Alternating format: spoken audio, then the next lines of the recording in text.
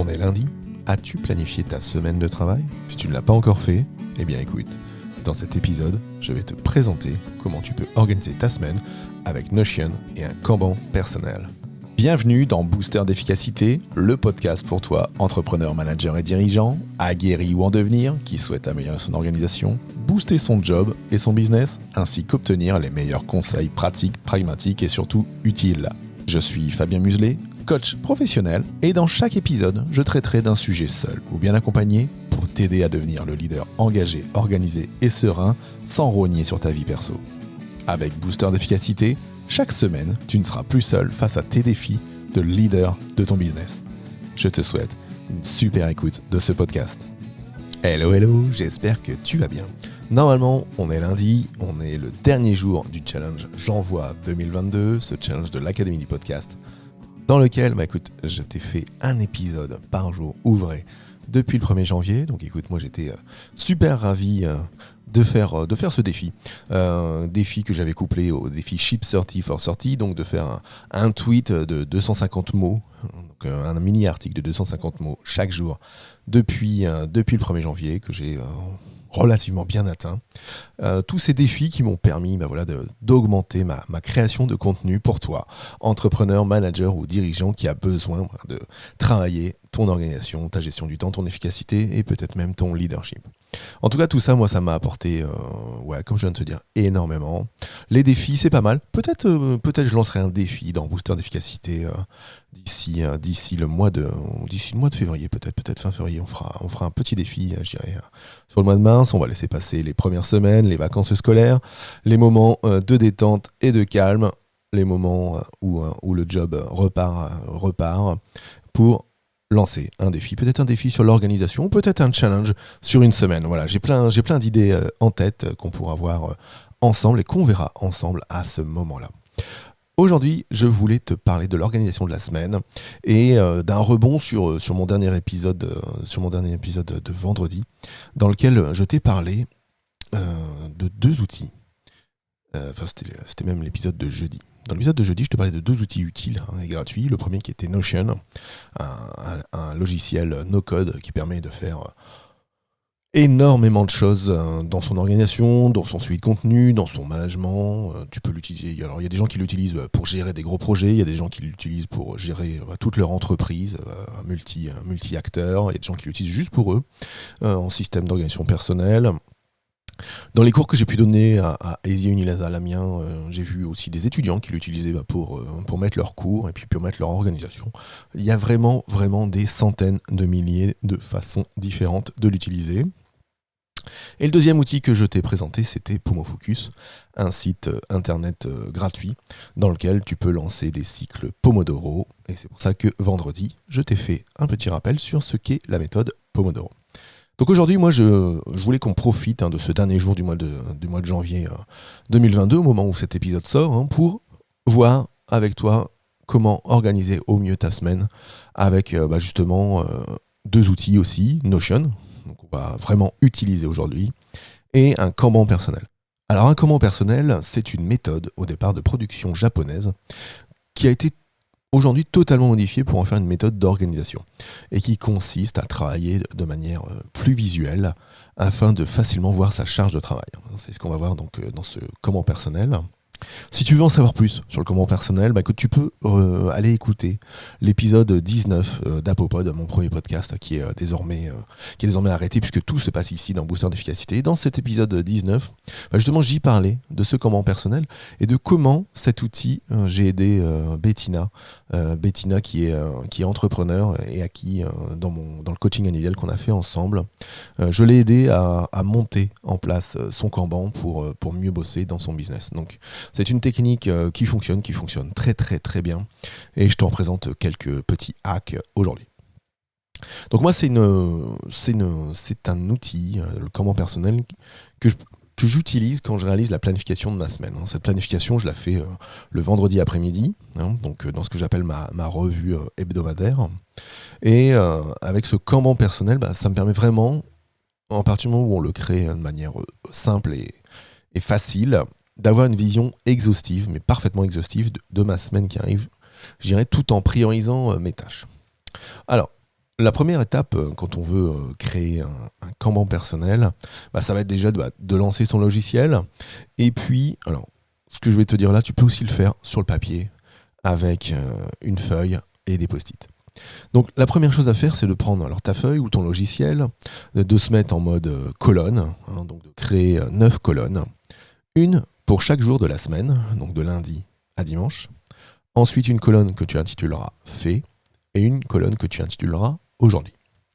Donc ça, c'est la première étape, c'est déjà d'avoir cette structure simple, voilà, un tableau, Kanban, en 9 colonnes, une pour chaque jour de la semaine, une colonne pour le travail fait et une colonne que tu appelleras aujourd'hui. Ensuite, le travail va être d'aller déposer toutes les tâches que tu souhaites réaliser cette semaine. Toutes les tâches. Donc, tu vas reprendre tes to-do list et puis tu vas aller creuser quelles sont les choses que tu souhaites réaliser cette semaine. Alors pour ça, bien sûr, tu vas aussi regarder ton agenda et regarder tes différentes étapes, tes différents rendez-vous, tes différentes réunions. Et puis tu vas regarder aussi ce qui s'est passé la semaine dernière, la semaine qui vient de s'écouler, pour peut-être choisir de nouveaux combats. De là, chaque tâche va être un post-it ou une petite carte, par exemple si on utilise Notion. Et tu vas ajouter en descriptif de la tâche tous les documents et toutes les idées qui te viennent en tête au moment où tu te dis tiens, cette tâche-là, je vais la faire la semaine prochaine, je la ferai lundi. Ah oui, mais ça me fait penser à ça. Par exemple, je sais pas si tu dois... si on parle de Bettina qui est entrepreneur web, elle avait par exemple une séquence de mails à créer, donc elle avait peut-être 1 heure à passer à écrire un premier mail, écrire un deuxième mail, écrire un troisième mail, récupérer tel type de document. Voilà, donc à partir du moment où tu vas te donner, on va dire, la grosse tâche qui est faire une structure mail, faire un rapport, rendre un rapport, faire un tableau de bord, tout de suite, ton cerveau se focalise quand même dans l'action. Il va te dire, oui, mais pour faire ça, il me faudra ça, il me faudra ça, il me faudra ça. Tous ces éléments, tu les notes en contenu de ta tâche, donc sur ta carte. C'est là où il faut vraiment rien censurer, parce que c'est vraiment tout ça qui favorisera ton passage à l'action.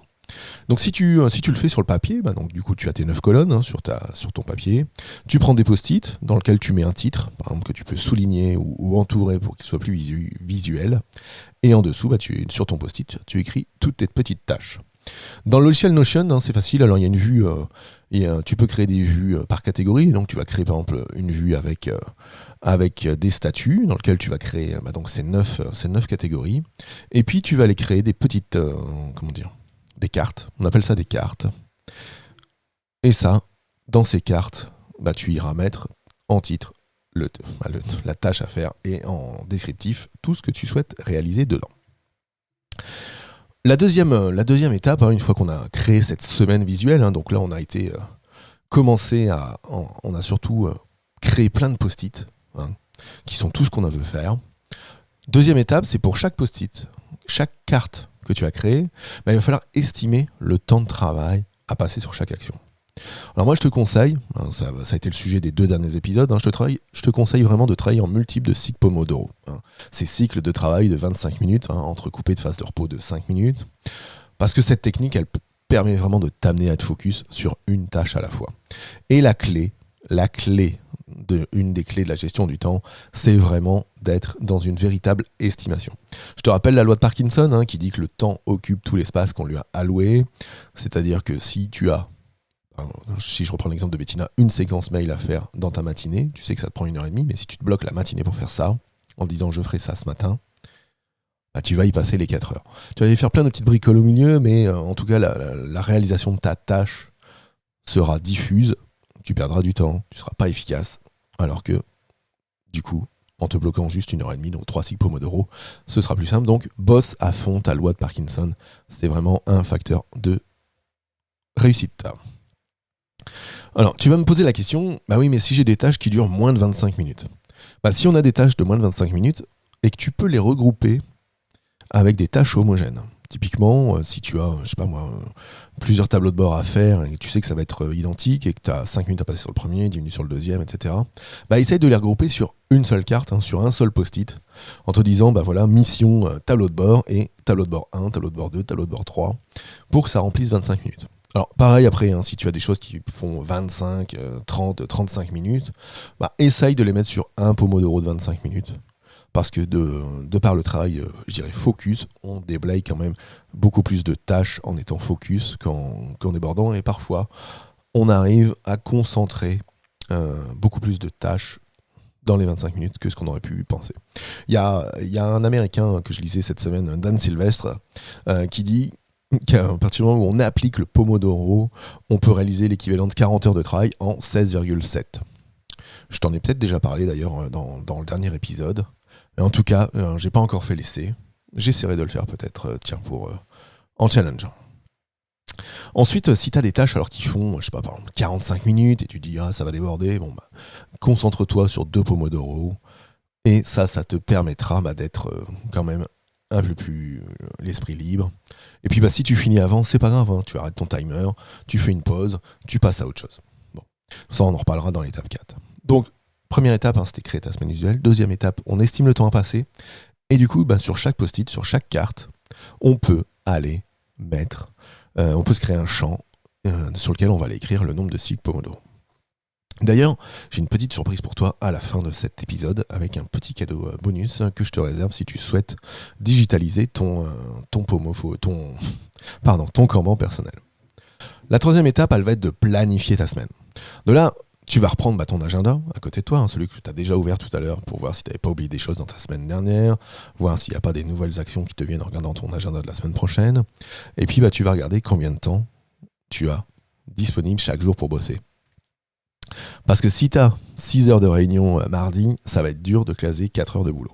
Sauf si tu veux faire des heures sup, mais si tu écoutes Booster d'efficacité, c'est pour être plus efficace, c'est pas pour être surproductif et aller te surcharger de tâches. Une fois donc que tu as fait ce travail de quel est le temps disponible, tu vas pouvoir aller regarder tes priorités et puis choisir les tâches que tu as préparées sur tous tes post-it et aller les mettre sur les différents jours de la semaine. Qu'est-ce que je vais faire lundi ? Je vais faire celui-là, celui-là, celui-là. Mardi, tac, tac, tac. Mercredi, tac, tac, tac. Jeudi, j'ai pas beaucoup de temps, j'en mettrai que 2. Tac, etc., etc. Alors moi, je réalise peu de surbooking à ce moment-là. Le surbooking, c'est j'ai 8 heures de travail, j'en mets 10 ou j'en mets 12. J'en fais peu, ça. Parce que du coup, ça me permet de faire face à l'imprévu qui peut arriver et qui arrivera toujours. Un coup de fil d'un client, un coup de fil d'un collaborateur, un mail urgent, un nouveau projet à faire, des choses à déplacer, bref. Le surbooking, à ce moment-là, ne sert à rien. De toute façon, si tu arrives, je sais pas, si à 15 heures, tu as fini de bosser et que tu dis qu'est-ce que je peux faire d'autre ? Rien ne t'empêche d'aller prendre dans les tâches du lendemain ou de reprendre ta to-do list et de te dire tiens, finalement, ce truc-là que je n'ai pas mis dans ma semaine devient une priorité et tu le fais maintenant. Donc ça va être ensuite l'étape 4, ça va être le passage à l'action où chaque matin, tu vas ouvrir ton Kanban, où tu l'auras affiché face à toi, ou peut-être que tu l'as imprimé si tu utilises une version informatique, et puis toutes les tâches du jour, si on est lundi, toutes les tâches du lundi, tu vas les prendre et tu vas la mettre sur la colonne aujourd'hui. Comme ça, tu prends les tâches et tu choisis que ce sont tes priorités et tu les mets sur le jour même. C'est vraiment à ce moment-là où tu vas aussi contrôler que ce soit bien toujours tes priorités du jour, parce que peut-être il s'est passé quelque chose hier soir, peut-être il s'est passé quelque chose pendant la nuit, dans ton job, dans ton taf, il y a peut-être une urgence client, peut-être une urgence liée à ton taf, et du coup peut-être qu'il y a dans les priorités que tu avais choisies en début de semaine, quand tu fais cette planification, peut-être qu'il y a quelque chose qui est plus prioritaire. En tout cas, tu auras encore du coup la latitude à ce moment-là de déplacer, puis peut-être de prendre un post-it qui était à mardi, qui devient urgent parce que le client t'a appelé, et de le mettre à lundi. En tout cas, c'est aussi à ce moment-là où tu vas prendre ta top priorité, celle la plus importante dans ton job, ce que Brian Tracy appelle le crapaud. Donc ton crapaud de la journée, cette tâche la plus importante, tu vas la prendre dans ta liste d'aujourd'hui, et c'est maintenant que tu te mets au travail. Pourquoi ? Parce que tu vas te mettre à l'action du coup dès le matin, dès les premières entre guillemets lueurs du travail. C'est ce moment-là où tu vas choisir la plus grosse priorité, te mettre dans l'action et commencer à bosser dessus. Voilà, du coup, avec ces 4 étapes, la première étape de créer ta semaine visuelle, la deuxième étape d'estimer le temps à passer, la troisième étape de planifier ta semaine et la quatrième étape de passer à l'action, tu vas avoir désormais une semaine parfaitement visuelle et planifiée. Alors moi, j'ai réalisé un petit cadeau pour toi aujourd'hui. C'est que ce Kanban personnel sous l'outil Notion, pour que tu puisses tester, je l'ai créé. Donc j'ai créé un template Notion que tu pourras récupérer et dupliquer, dans lequel j'ai créé la colonne aujourd'hui, la colonne finie, les colonnes lundi, mardi, mercredi, jeudi, vendredi, samedi, dimanche. D'ailleurs, si tu souhaites pas planifier ton week-end, si tu bosses pas le samedi, dimanche, bah, tu pourras supprimer. Et tu peux supprimer aussi ces 2 jours-là de ton Kanban. Et donc ça, je l'ai créé. Et si tu souhaites le récupérer pour toi, bah c'est très simple. Il suffit de te rendre sur fabien.coach/cadeau027. Donc fabien.coach/cadeau027. Et là, bah, du coup, tu vas gagner du temps parce que tu vas pouvoir obtenir tout de suite et de manière totalement offerte ce cadeau dans lequel tu verras, j'ai mis un petit peu d'explication en haut, où je te mets, je te remercie de ton intérêt pour mon template. Je te mets comment le créer et le dupliquer dans un espace Notion qui serait le tien, donc sur un compte gratuit que tu pourras te créer chez ce logiciel-là. Et je t'ai mis 3-4 exemples de tâches. Je t'en ai mis à lundi, je t'en ai mis à vendredi. Comme ça, tu pourras voir comment on peut structurer ça. Dans ce template, j'ai paramétré des petits tweaks. Un petit tweak qui est quand tu ouvriras une tâche, il y a la priorité du jour que tu peux cocher. Comme ça, chaque jour, tu pourras choisir quelle est ta priorité du jour et pouvoir aller travailler dessus. Ensuite, le jour de la semaine, et j'ai créé un champ numérique qui te permet d'inscrire le nombre de cycles Pomodoro que tu dois utiliser pour pouvoir faire ça. Donc du coup, tu vas pouvoir, en faisant ça, avoir une structure propre. En ayant les Pomodoro déjà inscrits, tu verras, à côté du nom de chaque jour, il te mettra en chiffres le nombre de Pomodoro du jour. Comme ça, tu pourras vérifier que ça colle bien avec ton agenda.